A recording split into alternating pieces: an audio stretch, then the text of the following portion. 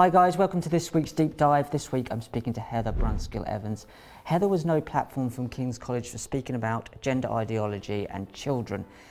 Now what she said was common sense really to most of us, but in the world, an upside down world that we live in at the moment, it seemed to be very problematic for quite a few people. So let's have a look at what she actually said. So Heather said that she found the idea of medicalising children as very problematic and disturbing. Remember, these are children we're talking about, not adults. By this she means that children are put through a medical process of hormone blockers, which often lead to sex hormones and surgery on the basis that as a child they experience themselves or would like to belong to the other sex. Now, this is different from obviously an adult making this decision. We're talking about children here.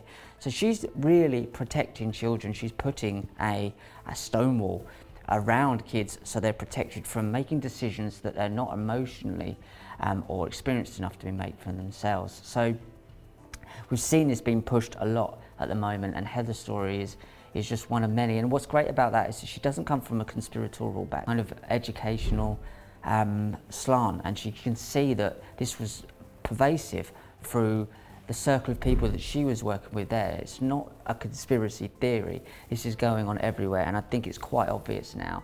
We had Stonewall that came out and cited a paper saying that 2 to 4-year-olds can identify their gender. I mean, 2 to 4-year-olds can identify their gender. I have a 2-year-old boy, and he certainly can't identify his gender. He's not thinking about those things. Children won't be, and this is why they need the protecting. That's why in the tribes of old it was the elders that looked after the children. They passed on the wisdom because they were old enough to have to experience things, and the young people, the parents, would go out to work as they were in those days, and the mum would go out to do what she needed to do to get the food for the young people as well. She's popping down Asda probably back in the 2nd century. But they were out, they had an understanding that it was the elders that were giving the wisdom to the young kids. Now what we've actually seen is we've seen a complete inversion of that, and it's terrifying. We saw during COVID, the whole COVID pandemic or whatever you decided it is for you, and do your own research. We saw adults being infantilized and treated as children. But what we have on the flip side of that was we have children being given the opportunity to make decisions that only adults really need to be making, and the burden on these kids. So they've flipped it upside down, which is a satanic inversion. You've got children being treated like adults and adults treated like children, and it gets far more nefarious than that.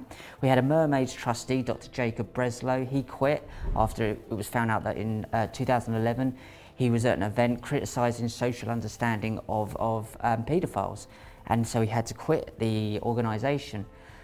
Heather's book, Transgender Body Politics, is fascinating, and talking about these things is fascinating. There is obviously a transhumanist element to this, Human Plus, which reaches into the technology, but there's also a very, very dark, sinister side that we've seen with crossing the genders, but not only the boundaries of genders, the boundaries of age.